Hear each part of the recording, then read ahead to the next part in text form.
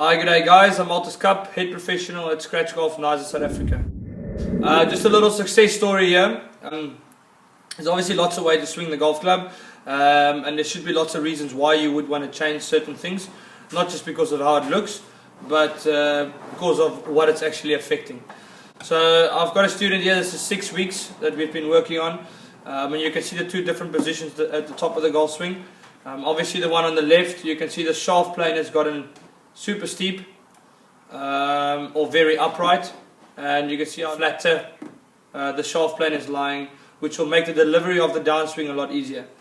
On the picture on the left, obviously being in this position, to deliver the club correctly to the ball, he's having to drop the club quite far on the inside, or having to drop the shaft plane quite a lot from that position. Now there's a lot of movement on the left.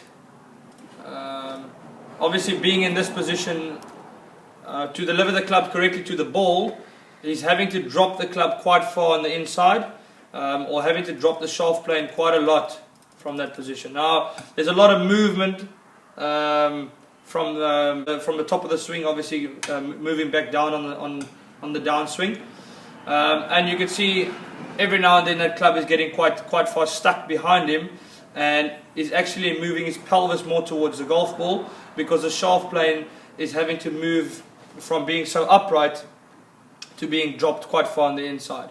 On the right, the shaft can work a lot more tilt, if you want to talk about it that way, and there's a lot less movement from this position at the top of the swing, or a lot less dropping of the shaft behind the body from this position in the swing. You can just kind of swing it on the line, and the club can now get delivered very nicely into the ball. And you can see how the two different positions, how he's actually getting the shaft nicely out in front of him and nice and parallel to his target line, and how far behind the shaft is on the left. Of course, the one on the left, he's going to have to fix it with the hands. He's going to have to try to flick the hands at it, and well, to try to square that face up, and the ball can go right or left. The one on the right, the club gets delivered on a much better plane, and you can let the hands go a lot more naturally, and release the golf club a lot more naturally with the shoulders. So just some really good work in the last 6 weeks, and just to show you the different positions that we have a look at, and just a nice success story. Hope you liked the tip. See you next week.